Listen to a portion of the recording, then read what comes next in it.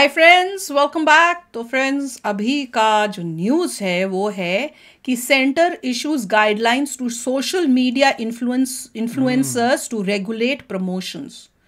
ये वो इसी की बात करें, जैसे ये यूट्यूब चैनल में लोग ऐड उड देते हैं जो इतनी एड्स आती हैं, उसकी बात कर रहे हैं। और कौन है? Social media influencers to regulate promotions. देखते हैं किस बात की। देखते हैं क्या है।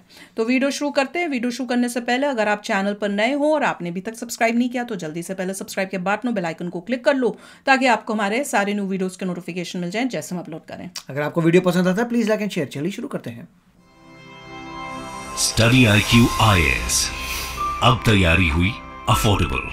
नमस्कार दोस्तों, इसमें कोई दो राय नहीं है कि सोशल मीडिया का जो इन्फ्लुएंस है पूरे दुनिया के ऊपर वो तेजी से बढ़ता जा रहा है। चाहे आप मूवीज की बात करिए, जब भी कोई मूवीज रिलीज होती है तो सोशल मीडिया पर बहुत ज्यादा उसका प्रचार किया जाता है। अलग अलग जो इन्फ्लुएंसर्स हैं उनके माध्यम से कोई कंपनी कोई नया प्रोडक्ट लॉन्च कर रही है, अपने विस्तार को बढ़ाना चाहती है, तो सोशल मीडिया पर वो अपना विस्तार डेफिनेटली तेजी से बढ़ा रही है ताकि लोग उसके बारे में जाने। क्योंकि लोगों का जो प्रेजेंस है, चाहे आप इंस्टाग्राम की बात करिए, फेसबुक हो गया, ट्विटर हो गया, हर जगह आपको देखने को मिलेगा। और कहीं ना कहीं ये जो मार्केट इतना तेजी से बड़ा हो रहा है उसको ध्यान में रखते हुए सरकार भी कुछ गाइडलाइंस लेकर आ रही है। और कल एक सरकार के द्वारा बड़ा कदम लिया गया है। यहां पर सरकार ने यह कहा है कि जो सोशल मीडिया इन्फ्लुएंसर्स हैं, जिनके काफी फॉलोअर्स होते हैं, जो अलग अलग कंपनीज को प्रमोट करते हैं, पेड प्रमोशंस होता है, वहां पर अगर गाइडलाइंस का उल्लंघन हुआ तो 50 लाख तक का फाइन देना पड़ सकता है। जो सोशल मीडिया इन्फ्लुएंसर्स हैं, ये आप देख सकते हो, centre issues new rules for influencers up to ₹50 lakh fine if not followed. तो इसको डिटेल से जानेंगे कि एग्जैक्टली है क्या, मार्केट कितना बड़ा है भारत का, काफी कुछ जानने को है। चलिए आगे बढ़ते हैं, लेकिन उससे पहले ध्यान रखिएगा, हमारा जो यूपीएससी का बैच है दोस्तों स्टार्ट हुआ है। ये कल इसके अंदर एडमिशन क्लोज हो रहा है। इसके अंदर आपको 1000+ आवर्स से ज्यादा की जो लाइव क्लासेस हैं वो दी जाएंगी। मेंटरशिप मिलेगा। कोई दिक्कत है, प्रॉब्लम है, कभी भी आप अपने मेंटर से पूछ पाओगे। आंसर राइटिंग प्रैक्टिस आपके मेंस एग्जाम के लिए। और ये सारी चीजें बहुत कम दाम पर आपको हमारे वेबसाइट ऐप पर जाना है या फिर कमेंट सेक्शन में इसका लिंक है, यूज करना है कोड अंकित लाइव ताकि आपको मैक्सिमम डिस्काउंट मिल सके और आप इस कोर्स को अवेल कर सके। इसके अलावा अगर आप इस साल 2023 का प्रीलिम्स दे रहे हैं 28 मई को, तो प्रीलिम्स क्रैक करने के लिए भी एक और नया बैच स्टार्ट हो रहा है। क्योंकि जो पहले के बैचेस थे वो इतना फुल होते जा रहे हैं, तो यहां पर हमें नया बैच एक और लॉन्च करना पड़ा है। 27 जनवरी को यहां पर आपका प्रीलिम्स क्रैक कराया जाएगा 200+ आवर्स से ज्यादा की लाइव क्लासेस में। बेसिक बात यह है कि अगर आपको एनसीईआरटी चाहिए, यूपीएससी का कोर्स चाहिए, कुछ भी हो, use the code Ankit live हमारे ऐप में जाकर, ताकि आप ज्यादा से ज्यादा डिस्काउंट ले सकें। इसके अलावा और अगर आप एमसीक्यूज अटेम्प्ट करना चाहते हैं तो मेरे इंस्टा पेज पर जाइए, वहां पर स्टोरीज में जितने भी एमसीक्यूज हैं उसको आप अटेम्प्ट कर पाएंगे। तो चलिए शुरुआत करते हैं और सबसे पहले देखते हैं एग्जैक्टली अभी हुआ क्या। देखिए यहां पर मिनिस्ट्री कौन सी, आपको एग्जाम पर्सपेक्टिव से ध्यान रखना है। कंज्यूमर्स अफेयर्स मिनिस्ट्री ने फ्राइडे को, कल ही, यहां पर न्यू एंडोर्समेंट गाइडलाइंस जारी किया, जिसके तहत जो सोशल मीडिया इन्फ्लुएंसर्स हैं उनको बहुत हैवी फाइन्स पे करना पड़ सकता है अगर वो गाइडलाइंस का वॉयलेशंस करते हैं। यहां पर यह बताया जा रहा है कि अगर पहली बार गाइडलाइंस का वॉयलेशन किया गया तो सोशल मीडिया इन्फ्लुएंसर्स को 10 लाख तक का फाइन लगाया जाएगा। और उसके बाद रिपीटेड यहां पर गाइडलाइंस का उल्लंघन होता है तो 50 लाख तक का भी फाइन लगाया जा सकता है। इसके साथ साथ 6 साल के लिए उनके ऊपर बैन भी लगाया जा सकता है। कहने का मतलब यह है कि मान लो आपके 10 लाख, 20 लाख, 30 लाख फॉलोअर्स हैं, अगर सोशल मीडिया पर आप इन्फ्लुएंसर हो, तो उस केस में आप 6 साल तक कोई भी प्रोडक्ट को आप एंडोर्स नहीं कर सकोगे, आप कमा नहीं सकोगे। क्योंकि आज के डेट में सोशल मीडिया के माध्यम से भी कमाना एक बहुत बड़ा धंधा हो गया है। ये कोई छोटा मोटा मार्केट नहीं है, मैं आपको आगे वीडियो में बताऊंगा। लेकिन सबसे पहला तो क्वेश्चन ये है कि ये जो हम कहते हैं ना इन्फ्लुएंसर, ये इन्फ्लुएंसर है कौन, किसको कहेंगे? देखो गाइडलाइंस के द्वारा ये बोला गया है कि सोशल मीडिया इन्फ्लुएंसर्स मतलब कि जो लोग प्रोडक्ट को प्रमोट करते हैं। कई बार आपने देखा होगा ना, आप रील्स कई बार स्क्रॉल कर रहे हैं तो अचानक से कोई आ गया और कोई आपका नामी चेहरा है कोई, और उसने बोला कि ये फेस वॉश जो है वो बहुत अच्छा है, मैंने यूज किया है, तो आप उससे अट्रैक्ट हो जाते हो। तो ये इस तरह के प्रोडक्ट्स को प्रमोट किया जाता है ऑनलाइन सेलिब्रिटीज के द्वारा भी आजकल। तो वो बेसिकली सोशल मीडिया इन्फ्लुएंसर्स के कैटेगरी में आएंगे। यहां पर influencers are defined as creators who advertise products and services and who have the strong influence, मतलब कि उनका अपने ऑडियंस के प्रति काफी अच्छा खासा इन्फ्लुएंस वो लोग कर सकते हैं, जो डिसीजंस है आपका वो बदल सकते हैं। तो कहीं ना कहीं एक सब्जेक्टिव टर्म है कि एक प्रकार से अगर आप सोशल मीडिया पर फेमस हो, आपके फॉलोअर्स हैं, आप चीजों को प्रमोट करते हो, तो वो इन्फ्लुएंसर की कैटेगरी में आएगा। एंड मैं आपको बता दूं कि 2019 में जो कंज्यूमर प्रोटेक्शन एक्ट आया था, उसके अंदर ये फ्रेमवर्क है कि यहां पर जो कंज्यूमर्स का अनफेयर ट्रेड प्रैक्टिसेस होती है कंज्यूमर्स के साथ, जो है जो मिसलीडिंग एडवर्टीजमेंट होते हैं, उसको रोकना है। और कहीं ना कहीं इसी को ध्यान में रखते हुए ये जो गाइडलाइंस है वो कंज्यूमर्स अफेयर मिनिस्ट्री ने लॉन्च किया है। और साथ ही साथ जब ये लॉन्च किया गया था, जो कंज्यूमर अफेयर्स के सेक्रेटरी हैं रोहित कुमार सिंह, उन्होंने यहां पर यह भी बोला कि कंज्यूमर्स को पता होना चाहिए कि जब वो सोशल मीडिया पर स्क्रॉल कर रहे हैं, जब वो देख रहे हैं, कोई एडवर्टीजमेंट देख रहे हैं, उनका जो सेलिब्रिटी है वो कोई प्रमोट कर रहा है प्रोडक्ट को, तो उनको अच्छे से पता होना चाहिए कि उसके लिए उस पर्सन को पैसा दिया गया है। क्योंकि कई बार इस तरह से दिखाया जाता है कि जैसे कि वो एक्चुअल में प्रोडक्ट अच्छा है। जैसे कि मैं फेस वॉश की बात कर रहा था, कोई क्रीम की बात कर रहा था, तो पता नहीं चलता ऐड चल रही है, कोई इन्फ्लुएंसर बन गया, उसके बहुत सारे फॉलोअर्स हैं और वो इस तरह से दिखाता है, एडवर्टाइज करता है कि ये मैंने क्रीम लगाया है, ये बहुत अच्छा लग रहा है, आप भी इसको डेफिनेटली ट्राई कर सकते हो। लेकिन आपको लगता है कि ये तो रियल थिंग है, लेकिन यहाँ पर कंज्यूमर को पता होना चाहिए कि देखिए इसके लिए उसको पैसे मिले, उसको कुछ बेनिफिट मिला है जिसकी वजह से वो उसको प्रमोट कर रहा है, राइट। तो ये गाइडलाइंस बहुत जरूरी हैं। वैसे तो मैंने कई बार देखा आजकल यहाँ पर जो पर्सन इसको प्रमोट करता है उसमें ऑलरेडी आ जाता है, जैसे स्पॉन्सर्ड हो गया या फिर आ जाता है पेड प्रमोशन। यहाँ पर जो इन्फ्लुएंसर्स होते हैं वो लिख देते हैं कि this is paid partnership, most of them नहीं लिखते, राइट। तो इस तरह से कई बार पता चल जाता है, कई बार नहीं पता चलता है, तो लोग उसके झांसे में आ जाते हैं और यहाँ पर काफी ज्यादा अपना जो पैसा है वो खर्च कर बैठते हैं। तो ऐसा नहीं होना चाहिए। तो क्वेश्चन यहाँ पर यह है कि गाइडलाइंस क्या जारी किया गया, ये गाइडलाइंस है क्या बोला गया है इसके अंदर। तो यहाँ पर सबसे पहला तो ये बात है कि जो इन्फ्लुएंसर्स हैं, सोशल मीडिया इन्फ्लुएंसर्स, उनको डिस्क्लोजर्स करना होगा कि उनका एडवर्टाइजर और सेलिब्रिटी के बीच में क्या यूट्यूब ने भी बोला है डालो, पर कहीं नहीं डालते, अपने प्रोडक्ट को एडवर्टाइज करा रही है सोशल मीडिया इन्फ्लुएंसर्स के साथ मिलकर, तो दोनों के बीच में क्या कनेक्शन है वो क्लियर तौर पर बताना पड़ेगा अपने वीडियो के अंदर। मतलब कि disclosure should be placed in the endorsement message in such a manner that they are clear, prominent and extremely hard to miss। कहने का मतलब यह है कि अगर मान लो आप कोई एडवर्टाइज कर रहे हो प्रोडक्ट, सोशल मीडिया इन्फ्लुएंसर हो, और आपने नीचे छोटा सा लिख दिया कि देखिए ये तो हम पार्टनरशिप में कर रहे हैं, लेकिन वो पता नहीं चल पा रहा है किसी को। आपने बस छोटा सा लिख दिया, आपने कहा कि देखिए मैंने तो लिखा था, लेकिन वो तो किसी को दिख ही नहीं रहा है। तो इसके लिए गाइडलाइंस में ये बोला गया है कि जब आप कोई वीडियो बनाते हो तो वीडियो के दौरान ही आपको बोलना पड़ेगा, ये शब्द बोलना पड़ेगा कि मैंने पार्टनरशिप की है इस कंपनी के साथ यहाँ पर, और उनके साथ मिलकर हम ये प्रोडक्ट को एडवर्टाइज कर रहे हैं। ये क्लियर कट बोलना पड़ेगा वीडियो फॉर्मेट में और ऑडियो फॉर्मेट में, दोनों के फॉर्मेट में। और आप ऐसा नहीं कर सकते कि नीचे बस छोटा सा यहाँ पर लिख दिया पेड पार्टनरशिप, ऐसे नहीं चलेगा।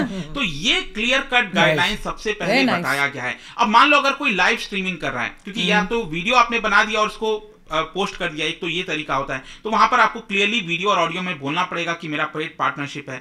फिर या तो अगर आप लाइव स्ट्रीमिंग कर रहे हो तो उस केस में क्या है कि लाइव स्ट्रीमिंग के दौरान नीचे जो टिकर्स होते हैं ना, जो टिकर्स होते हैं उसको रन करना पड़ेगा, छोटा सा जो स्ट्रिप होता है नीचे। जैसे मान लो ये वीडियो आप देख रहे हो यूट्यूब पर, तो नीचे मुझे यहाँ पर एक टिकर लगाना पड़ेगा कि मैं एडवर्टीजमेंट कर रहा हूं यहाँ पर, उसमें advertisement, ad, sponsored, paid promotion continuously and prominently होना चाहिए। वेरी गुड, उसको चलाना पड़ेगा ताकि जो पर्सन उसको देख रहा है उसको पता हो कि ये एडवर्टीजमेंट है, ये रियल थिंग नहीं है। ठीक है।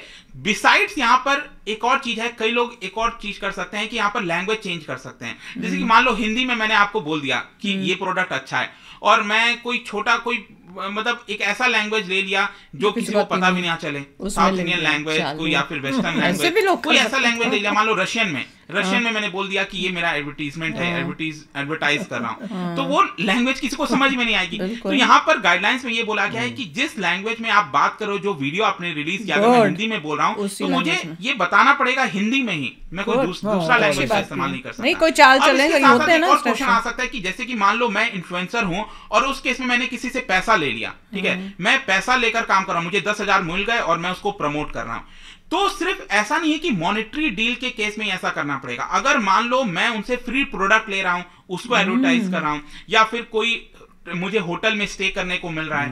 आजकल हुआ है ना, आजकल फूड ब्लॉगर्स वगैरह भी बहुत आ गए हैं। उनको क्या होता है फूड ब्लॉगर्स को, होटलों में जाके उसकी जय जय खाने की जय जय खाना वाना खिलाते हैं, तो और लोग उसको एडवर्टाइज करते हैं, देखो ये फूड कितना अच्छा है, और उसके चक्कर में बहुत सारे लोग वहां पहुंच जाते हैं। तो यहाँ पर अब बताना पड़ेगा फूड ब्लॉगर्स को कि हमें यहाँ पर ये एडवर्टीजमेंट है, पेड पार्टनरशिप है इनके साथ मिलकर, ठीक है, वो सारी चीजें करनी पड़ेगी। जो रिलेशनशिप है ना एडवर्टाइजर और इन्फ्लुएंसर का, वो क्लियर कट मेंशन होना चाहिए। ये बेसिक चीज है। अब नेक्स्ट यहाँ पर फाइनली क्वेश्चन आता है कि भारत में इन्फ्लुएंसर मार्केटिंग कितना बड़ा है। अभी अगर आप देखोगे 2022 के एंड में बताया जाता है कि social media influencer market it is about रफली 1275 करोड़ के आसपास, and it is expected to grow 19 से 20% का हर सालाना के स्तर पर आपको देखने को मिलेगा बढ़ोतरी, और 2027 तक लगभग 2800 करोड़ जितना बड़ा ये मार्केट हो जाएगा।